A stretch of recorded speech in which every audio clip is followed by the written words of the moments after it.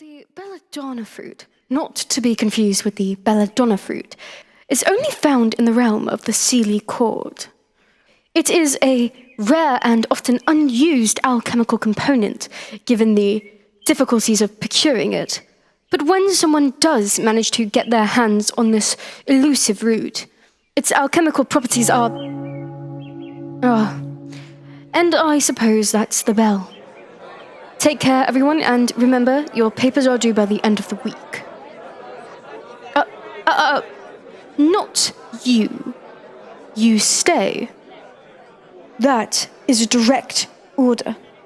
Lest you're hoping for a one-way ticket to the dean's office. That's what I thought. Now, in accessus. Have a seat. I insist that you do. It's impolite if you don't.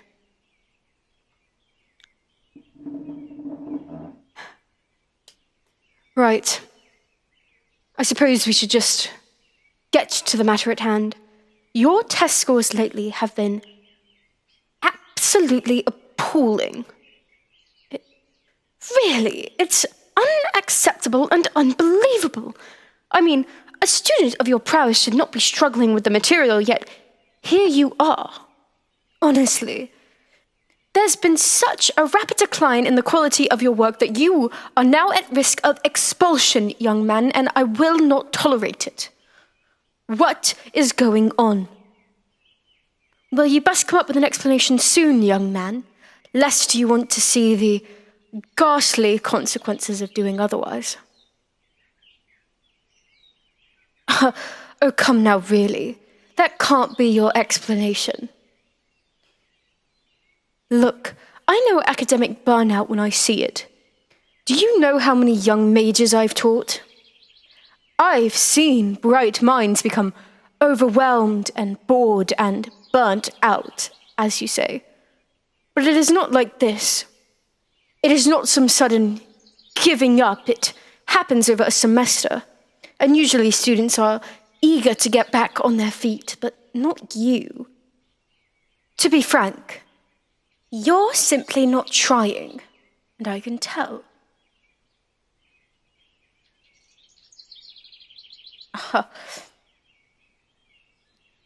You're upset about Mr. Higgins winning the academic award?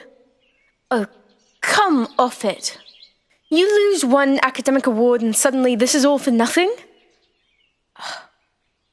You're acting foolish. This is a kind of immature behavior I didn't expect from you. Look, everyone knows that Mr. Higgins was undeserving of that reward. It should have, rightfully, gone to you. You are one of the best mages that have walked through these doors in a number of years, and I would know. Mr. Higgins has connections. His family are wealthy, and they provide quite a great deal of money to the school. It should be no surprise that he usurped you, so to speak. But that doesn't speak to your abilities at all. And I can't comprehend why you would give up based on this alone. Because it feels pointless to be good without recognition. That is some of the most imbecilic rhetoric I have ever heard. Are you joking?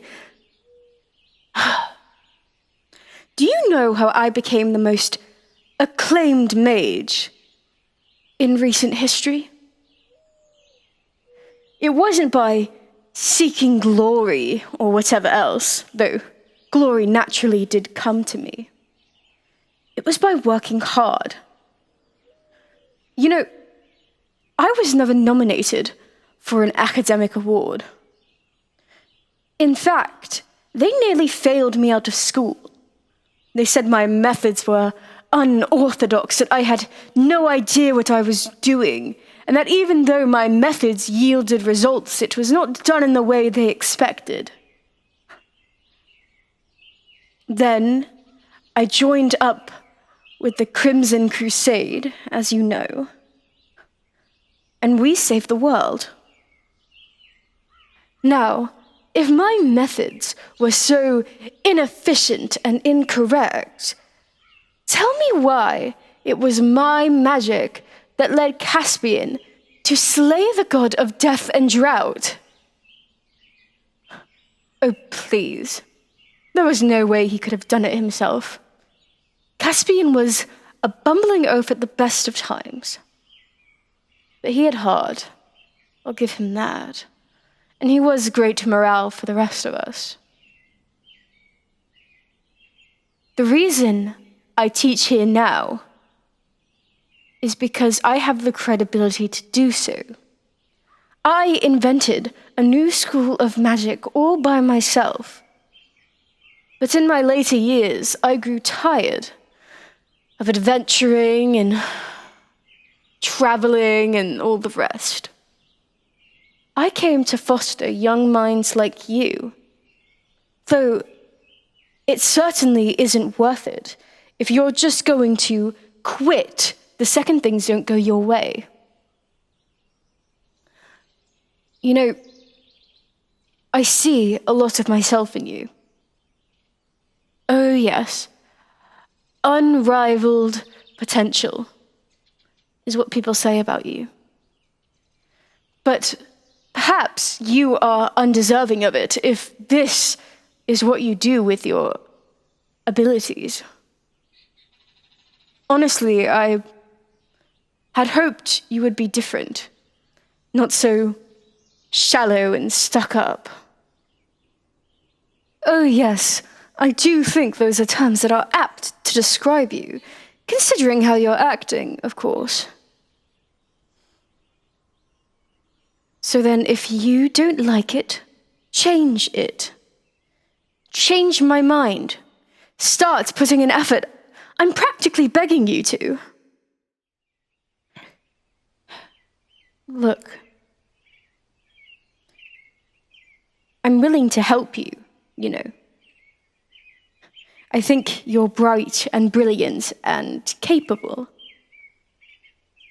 But you've clearly gotten way too in your own head about this issue.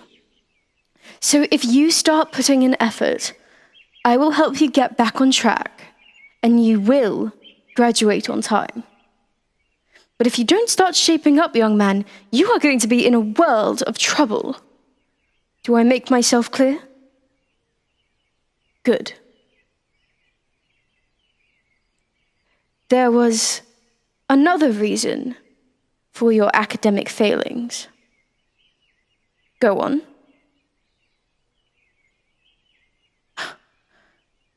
Look, I'm not sure what the likes of you would even do with my attention, but this is certainly not the way to go about it.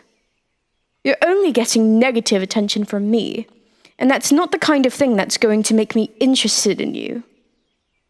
Word to the wise, I don't date losers. I don't date people who give up. So don't be a loser. But even regardless of that, it is inappropriate for me to even consider a romantic relation with you.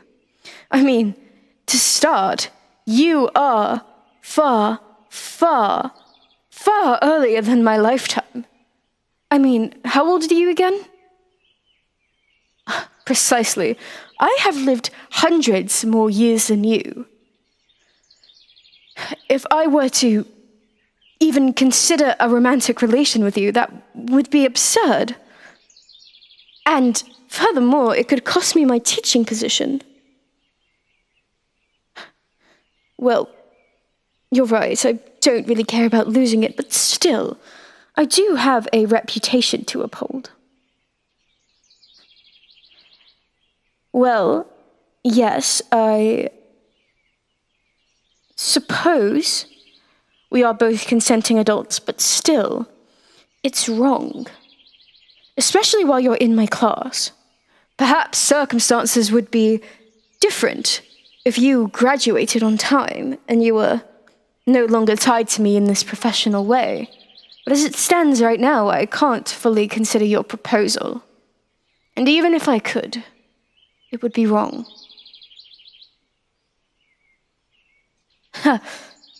You can prove your worth to me. Okay, I'll buy it.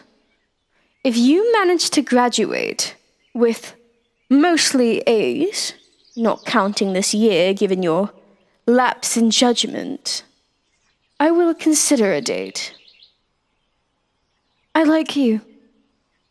In your own way, I think you have the markings of a bright young wizard.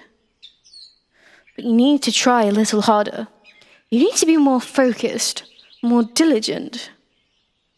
And, should you shape up, you could make quite the promising romantic prospect. But this is all to see, so to speak. Then we have a deal. I expect to see you in the top of the academic charts by the time you graduate, young man. Excellent. Now, let's make a plan for when we're going to meet. I think we should do every other day to get you back on schedule. Oh, don't give me that look. I know you're looking forward to the extra time with me, so there's no need for your bluff. So then we're in agreement. I do have a prior engagement today, so I cannot stay late, but I will see you tomorrow. Bring your textbooks, your alchemical components, and everything else. Good. I'll see you then.